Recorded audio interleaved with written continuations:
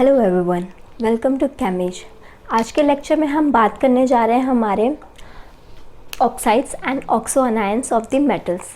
In short हम कह सकते हैं आज हम बात करने जा रहे हैं हमारे metal oxides of the transition series. Metal oxides को जानने के बाद हम बात करेंगे हमारी पोटेशियम डाइक्रोमेट की। फिर पोटेशियम डाइक्रोमेट की हम पहले तो उसका स्ट्रक्चर्स देखेंगे, फिर हम उसकी काफ़ी सारी प्रॉपर्टीज़ पढ़ेंगे। प्रॉपर्टीज़ के बाद हम उसकी मेथड्स ऑफ प्रिपरेशन देखेंगे। प्रिपरेशन के बाद हम उसकी कुछ रिएक्शंस करेंगे। रिएक्शंस करने के बाद हम उसके कुछ यूजेस पढ़ेंगे। तो आज के लेक्चर में ये सारी चीज़ें आपकी कवर होने वाली है, लेकिन उससे पहले एक रिक्वेस्ट है, अगर आपने इसके प्रीवियस लेक्चर्स नहीं देखे जिसमें कि मैंने ट्रांजिशन सीरीज़ की सारी प्रॉपर्टीज़ आपको कवर करा दी हैं, तो पहले आप वो लेक्चर देख के आओ, क्योंकि क्या होगा जो आज मैं पढ़ाऊँगी अगर आपने वो प्रॉपर्टीज़ नहीं पढ़ी है तो आप चीज़ों को लिंक नहीं कर पाओगे आज की चीज़ों में जो मैं पढ़ाने जा रही हूँ। अब अगर आप वो पढ़ चुके हो तो फिर क्या होगा, आप चीज़ें आज अच्छे तरह से समझोगे, उन चीज़ों को आप अच्छे से लिंक कर सकोगे। तो चलो स्टार्ट करते हैं।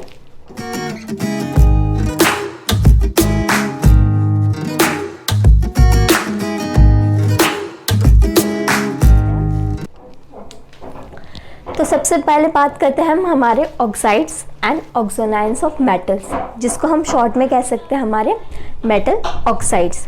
तो आज हम बात करने जा रहे हैं हमारे metal oxides of transition series. तो इसको पहले जो जानने से पहले तो हमें ये पता होना चाहिए कि हमारा मेटल ऑक्साइड बनता कैसे आखिरकार। तो मेटल ऑक्साइड के लिए देखो इसके नाम में ही है, हमें दो चीज़ों की रिक्वायरमेंट है इसमें, एक तरफ मेटल दूसरी तरफ है ऑक्सीजन। लेकिन इतना इजी नहीं है मेटल और ऑक्सीजन को कंबाइन करना to form the metal oxide. इसके लिए आपको काफ़ी ज़्यादा हाई टेम्परेचर की रिक्वायरमेंट होगी। तो मीन्स हमारा मेटल को हम जब ऑक्सीजन के साथ रिएक्ट कराएंगे इन the presence of high temperature, तो हमारा मेटल ऑक्साइड का फॉर्मेशन होगा। दूसरी पॉइंट हमारी मेटल ऑक्साइड्स के बारे में जो जानने की है वो ये है कि हमारे ट्रांजिशन सीरीज़ में सारे मेटल ऑक्साइड्स आयोनिक होते हैं। एक्सेप्शन क्या है, हमारा स्कैंडियम। स्कैंडियम हमारा आयोनिक कंपाउंड नहीं बनाता है, बाकी सारे जितने भी हमारे मेटल ऑक्साइड्स हैं ट्रांजिशन सीरीज़ के वो सारे आयोनिक होंगे। थर्ड पॉइंट जो हमारे मेटल ऑक्साइड्स के बारे में जानने की वो है कि as the oxidation number increases the ionic character decreases.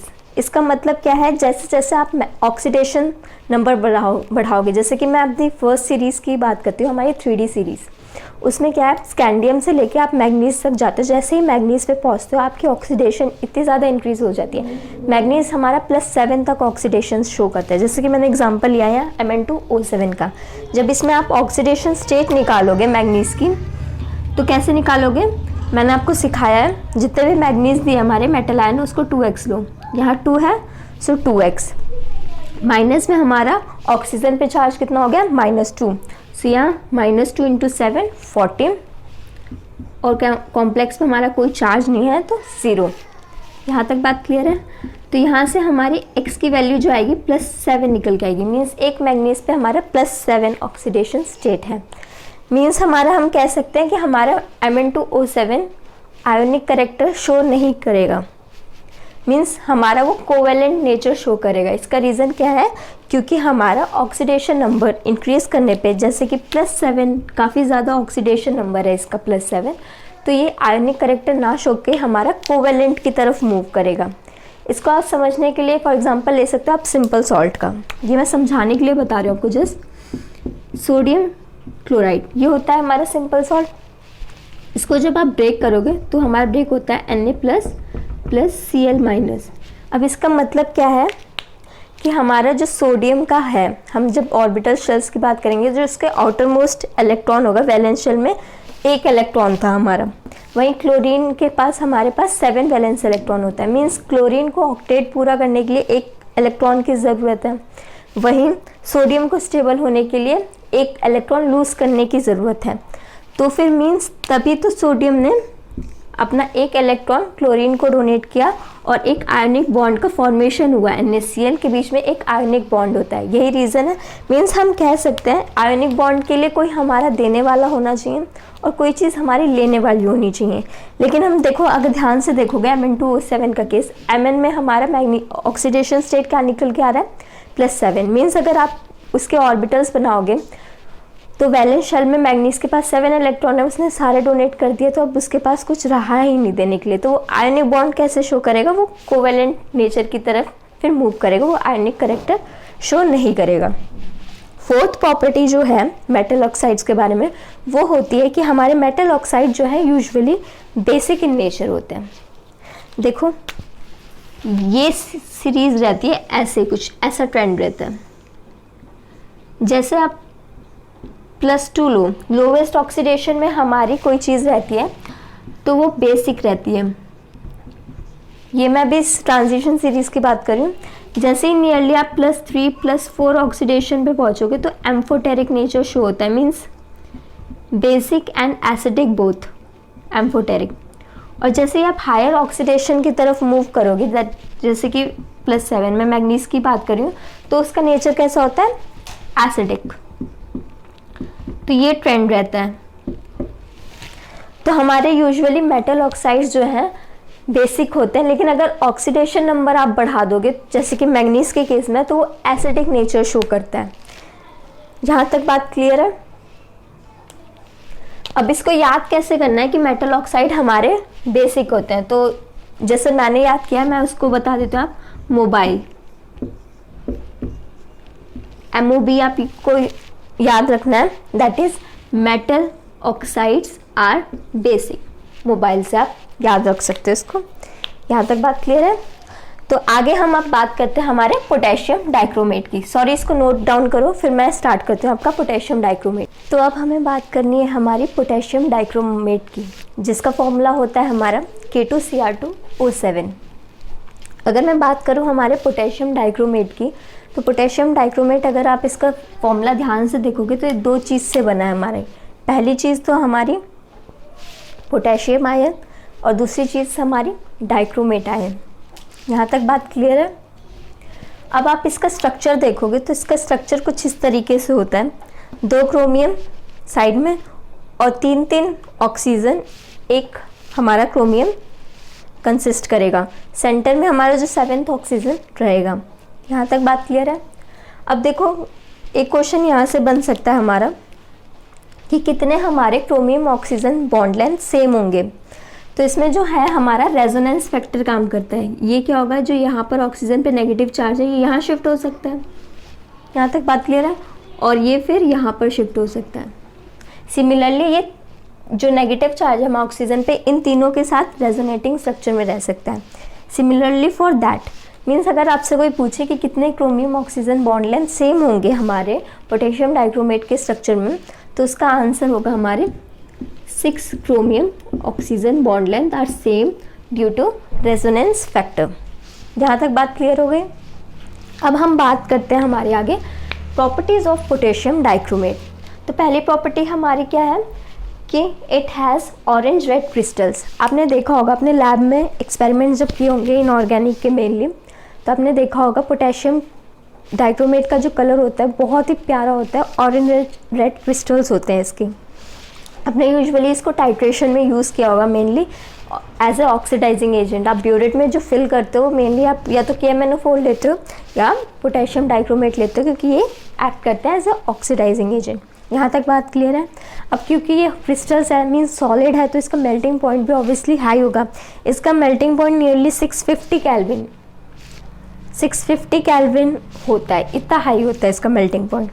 दूसरी चीज़ क्या है, ये मॉडरेटली सॉल्युबल होते हैं कोल्ड वाटर में। ये कोल्ड वाटर में इतने सॉल्युबल नहीं होते, लेकिन अगर आप जैसे ही टेम्परेचर बढ़ाओगे वाटर का तो इसकी क्या होगी, सॉल्युबिलिटी इंक्रीज़ हो जाएगी, फिर वो हाईली सॉल्युबल हो जाएंगे इन हॉट वाटर। ये इसकी सेकेंड प्रॉपर्टी हो गई। थर्ड प्रॉपर्टी क्या होता है, जब आप पोटेशियम डाइक्रोमेट को हीट करोगे तो उसका डिकम्पोजिशन होता है। अब डिकम्पोजिशन करके क्या बनाएगा, K2Cr2O7 को जब हीट करेंगे तो हमारा ये डिकम्पोज करके हमारा ये क्रोमेट आयन का फॉर्मेशन करेगा। ये क्या होता है हमारा क्रोमेट आयन। इसको आप K2CrO4 भी लिख सकते हो या CrO4 भी लिख सकते हो। ये मैंने आपको प्रीवियस लेक्चर में बताया कि कैसे चेंज करते हैं। यहाँ तक बात क्लियर हो गई? दूसरी, अगर आप इसको पूरा रिएक्शन याद भी ना कर पाओ तो जो मेन जो है वो याद कर लेना कि K2Cr2O7 को अगर हम हीट करेंगे तो हमारा क्रोमेट आयन का फॉर्मेशन होता है। क्रोमेट आयन हमारा क्या हो सकता है, K2Cr4 और Cr2O4। यहाँ तक बात क्लियर है। तो चौथी चीज़ जो हमारी है प्रॉपर्टी में वो है कि ऑक्सीडाइजेशन, स्ट्रॉन्ग ऑक्सीडाइजिंग एजेंट। और किसमें है, जब भी हम कोई एसिडिक मीडियम लेंगे, H+ medium means acidic medium लेंगे तो काफ़ी ज़्यादा ऑक्सीडाइजिंग एजेंट का काम करता है। अब इसकी एक रिएक्शन है, इसको याद कर लेना, ये बहुत बार पेपर में पूछी जाती है। अब देखोगे कोई भी सैम्पल पेपर तो ये पूछता है कि how potassium dichromate is a strong oxidizing agent in an acidic medium and give its reaction। तो ये रिएक्शन आपको याद रखनी है कि K2Cr2O7 in the presence of 16H+ plus 6 electron gives us Cr3+। यहाँ तक बात क्लियर है। अब मैं ऑक्सीडाइजिंग एजेंट के ऐसे बोल रही हूँ। अब जब इसका ऑक्सीडेशन स्टेट निकालोगे, यहाँ पर 2x O7 है तो 14, कॉम्प्लेक्स पे चार्ज कितना -2, वहाँ जाएगा तो क्या हो जाएगा +14, मतलब ये 12 हो जाएगा। तो क्रोमियम का ऑक्सीडेशन यहाँ से कितना आ जाएगा +6। यहाँ तक क्लियर है।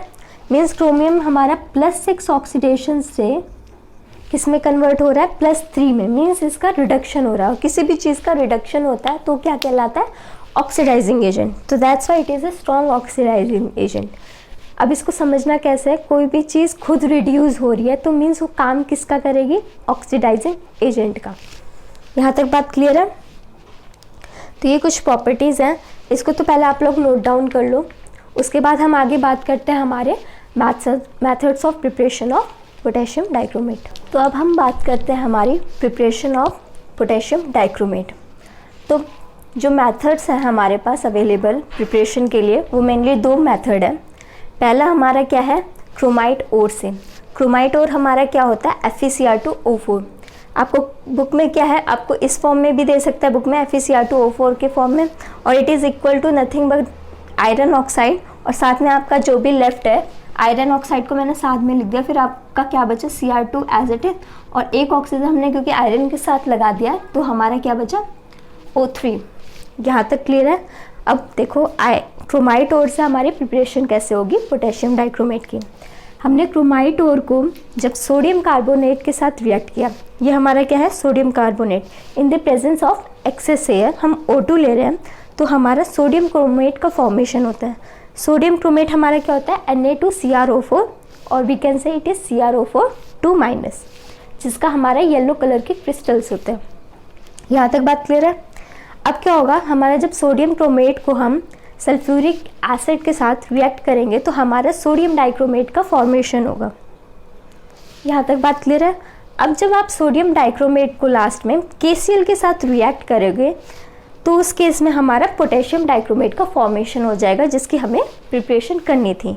अब इसके रिएक्शन की आप थ्योरी समझो कि पोटेशियम हमारा KCl में हमारा पोटेशियम काफ़ी रिएक्टिव है इन कंपैरिजन टू सोडियम, तो वो ईजिली सोडियम को रिप्लेस कर सकता है हमारे सोडियम डाइक्रोमेट से। सोडियम डाइक्रोमेट में हमारा पोटेशियम ईजिली सोडियम को रिप्लेस करता है due to its high reactivity in comparison to sodium. तो हमारा उस केस में हमारा पोटेशियम डाइक्रोमेट का फॉर्मेशन हो जाएगा। यहाँ तक बात क्लियर है। दूसरा मेथड क्या कर सकते हो आपने, आप इस स्टेप पे पहुँचे, सोडियम क्रोमेट स्टेप वाले पहुँचे, इसको ले लो आप सोडियम क्रोमेट। सोडियम क्रोमेट से भी आप पोटेशियम डाइक्रोमेट की सिंथेसिस कर सकते हो। वो देखो आप सोडियम क्रोमेट लिया आपने, इसको आप इस फॉर्म में भी लिख सकते हो Cr2O4, जिसका हमारा येलो कलर का मैंने बताया था ये स्ट्रक्चर होता है सोडियम क्रोमेट का। यहाँ इसको आप Cr2O4 ले सकते हो। इसको आप एसिडिक मीडियम में रख दो। अब क्या होगा, एसिडिक मीडियम में क्या होगा, हमारा sodium chromate will be converted to potassium dichromate. ये इसका सेकेंड मैथड ऑफ प्रिपरेशन है। यहाँ तक बात क्लियर है। अब हम बात करेंगे रिएक्शंस ऑफ पोटेशियम डाइक्रोमेट की। तो ये काफ़ी इंपॉर्टेंट रिएक्शन है। और हाँ, ये जो क्रोमाइट ओर वाली मैंने मेथड लिखवाई है ये बहुत इंपॉर्टेंट है। ये मेनली 5 मार्क्स में पूछी जाएगी, या तो आपको बोर्ड में भी पूछी जा सकती है, आपके टर्म एग्जाम में भी पूछी जाती है मेनली। तो इसको वेरी इंपॉर्टेंट करके मार्क करना। दूसरी अब बात करती हूँ मैं रिएक्शंस ऑफ पोटेशियम डाइक्रोमेट। काफ़ी इंपॉर्टेंट रिएक्शन है। क्यों है अब वो देखना है हमें। हमने पोटेशियम डाइक्रोमेट लिया। पोटेशियम डाइक्रोमेट को हम किसी भी बेस, फॉर एग्जांपल मैंने सोडियम हाइड्रोक्साइड ले लिया NaOH, उसके साथ मैंने रिएक्ट किया तो हमारा क्रोमेट आयन बनेगा। ये हमारा क्या होता है, क्रोमेट आयन। और साथ में हमारा क्या निकल जाएगा, H+, that is nothing but N acid. Similarly for that, क्योंकि एक इक्विलिब्रियम रिएक्शन है। इक्विलिब्रियम रिएक्शन क्या है कि रिएक्शन हमारी फॉरवर्ड में भी जा सकती है, बैकवर्ड में भी जा सकती है, दोनों पॉसिबिलिटी हो जिसमें। यहाँ तक बात क्लियर है। तो क्रोमेट आयन को जब आप एसिडिक मीडियम में रखोगे, that will be converted to potassium dichromate and plus में हमारा बेस निकल जाएगा। यहाँ तक बात क्लियर है। क्वेश्चन क्या पूछा जा सकता है इस रिएक्शन में कि एसिडिक मीडियम में हमारा कौन सा फॉर्म स्टेबल है। इन acidic medium which is stable, which is more stable.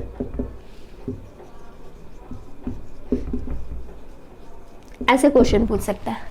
अब आप देखो, आप बेसिक, अब मैं कहाँ बात कर रही हूँ, एसिडिक मीडियम में। एसिडिक मीडियम पे पहुँच जाओ आप, यहाँ पर H+ दिख रहा है, मीन्स हमारा यहाँ पर क्या हो रहा है, हमारा क्रोमेट आयन कन्वर्ट हो रहा है इन the presence of acidic medium तो डाइक्रोमेट आयन। ये क्या है हमारा, डाइक्रोमेट आयन। यहाँ तक बात क्लियर है। डाइक्रोमेट आयन मीन्स अगर आपके क्रोमेट आयन एसिडिक मीडियम में डाइक्रोमेट आयन में कन्वर्ट हो रही है, दैट मीन्स कोई भी चीज़ दूसरी चीज़ में कन्वर्ट हो रही है, मीन्स वो ज़्यादा स्टेबिलिटी की तरफ मूव कर रही है। यहाँ तक बात क्लियर है। तो मीन्स हमारा ऑब्वियसली डाइक्रोमेट आयन ज़्यादा स्टेबल होगा, that's why chromate ion in acidic medium is converting to dichromate ion. यहाँ तक बात क्लियर हो गई। इसका आप रिवर्स में भी पूछ सकता है कि बेसिक मीडियम में कौन सा फॉर्म स्टेबल होगा। तो अब देखो, बेसिक मीडियम पे पहुँच जाओ यहाँ पर। अब हम बेसिक मीडियम, एसिडिक मीडियम को भूल जाओ। बेसिक मीडियम में हमारा dichromate is converting to chromate ion, that means हमारा डाइक्रोमेट आयन ज़्यादा स्टेबल नहीं है बेसिक मीडियम में, that's why it is converting to chromate ion in the basic medium. That's why in basic medium our dichromate is not as much stable as chromate ion, so that's why in basic medium chromate ion is more stable. That's clear to you? ये बात हुई reactions की। अभी हम further reactions करेंगे। इससे पहले आप नोट डाउन कर लो, सॉरी फॉर रबिंग, इसको आप पहले नोट डाउन कर लो, फिर हम आगे इसकी और रिएक्शंस समझते हैं। हमें अब बात करनी है बाकी रिएक्शंस ऑफ पोटेशियम डाइक्रोमेट जो हमारी कुछ रह गई थी। एक रिएक्शन मैं ऑलरेडी आपको बता चुकी हूँ, अब बाकी रिएक्शंस देखो कैसे होती हैं। तो दूसरी रिएक्शन हमारी है पोटेशियम डाइक्रोमेट की रिएक्शन, किससे, हाइड्रोजन पेरोक्साइड। हाइड्रोजन पेरोक्साइड क्या होता है हमारा, H2O2।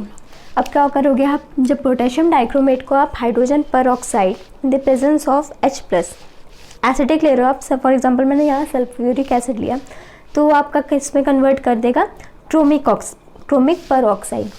क्रोमिक पेरोक्साइड का स्ट्रक्चर क्या होता है, कुछ ऐसा होता है। इस स्ट्रक्चर को हम क्या बोलते हैं, बटरफ्लाई स्ट्रक्चर। यहाँ तक बात क्लियर है।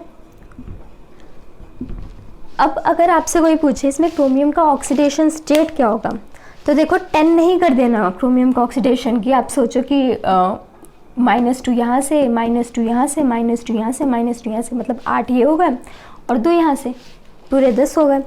लेकिन इसमें ऐसे नहीं होगा क्योंकि पेरोक्साइड के फॉर्म में है। तो आपको कैसे करना है, क्रोमियम का X लिया, ये वाला ऑक्सीजन तो -2 ही देगा, बाकी ये जो है -1 -1 -1 -1 देते हैं। तो मीन्स पूरे कितने हो गए, 1 2 3 4, ओवरऑल 0, कॉम्प्लेक्स पे 4, तो हमारा कितना हो गया +6।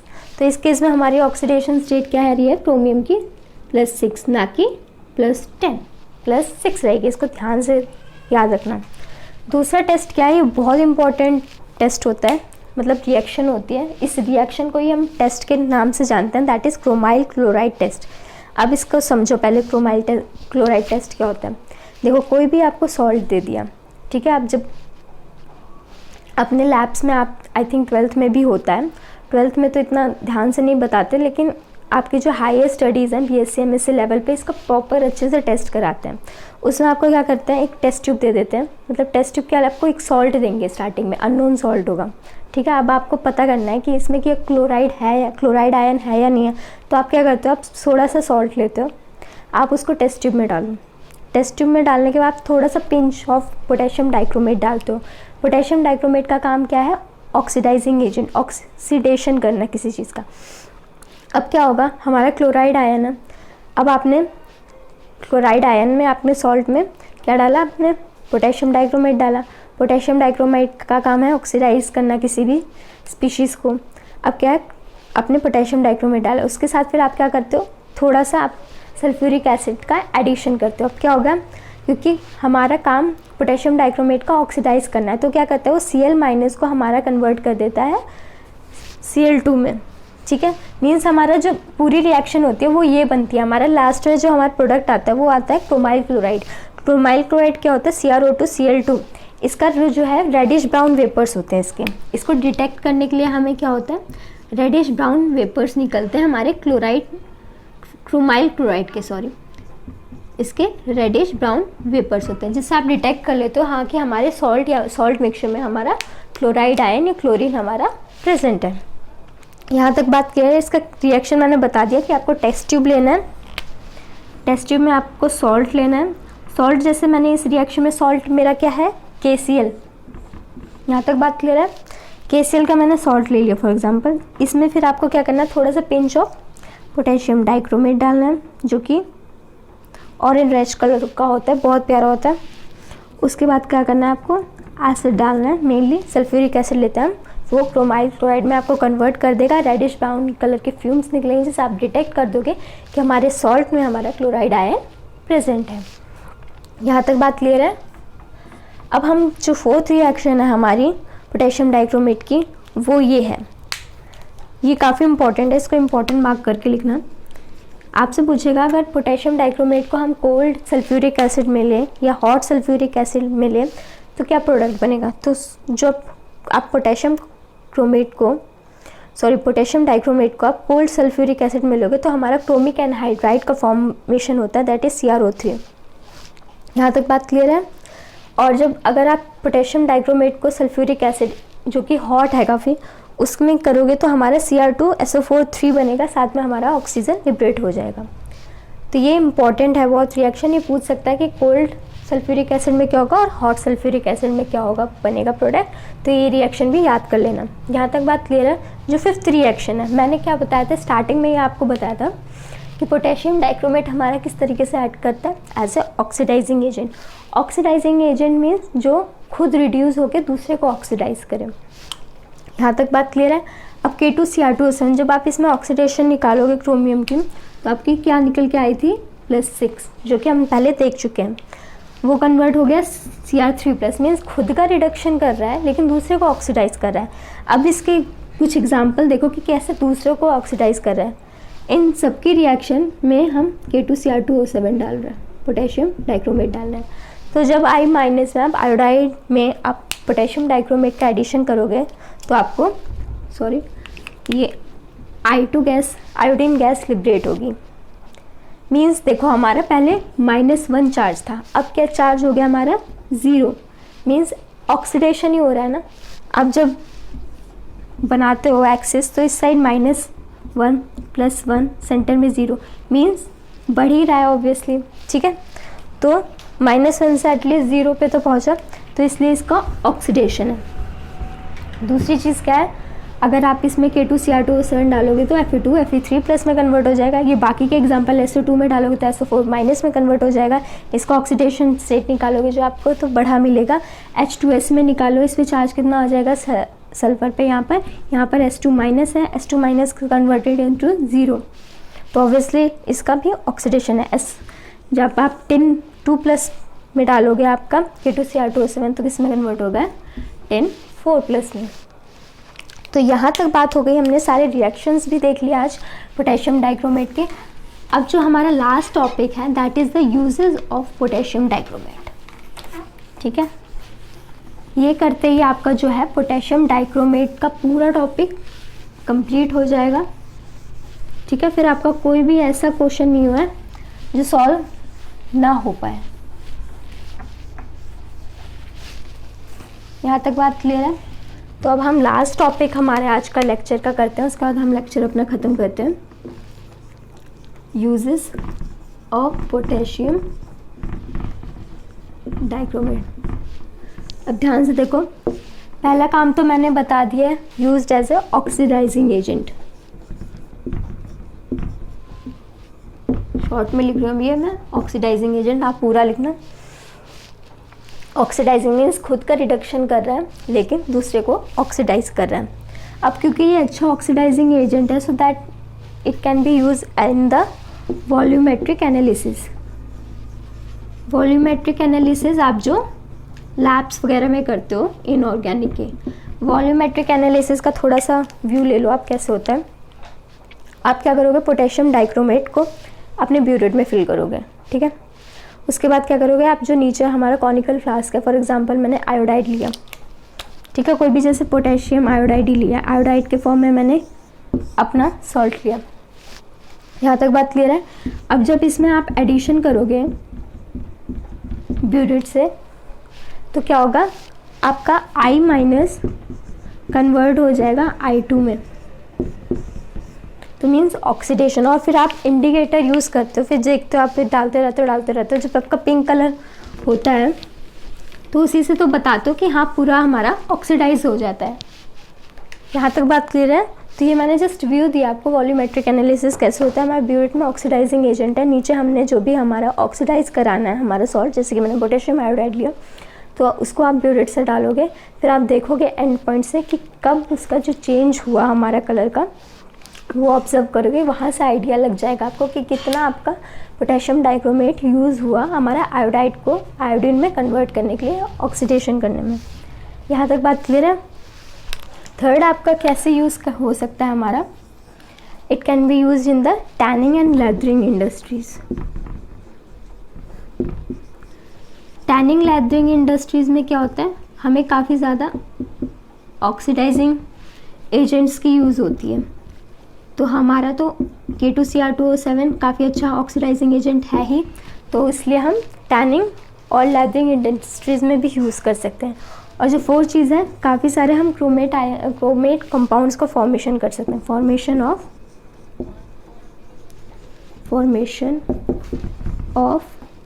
Chromate compounds.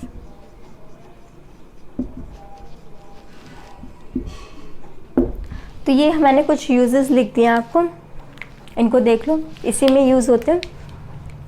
अब जब हम नेक्स्ट वीडियो में हमारी बात करेंगे नेक्स्ट लेक्चर में, तो हम पोटेशियम परमैंगनेट का देखेंगे।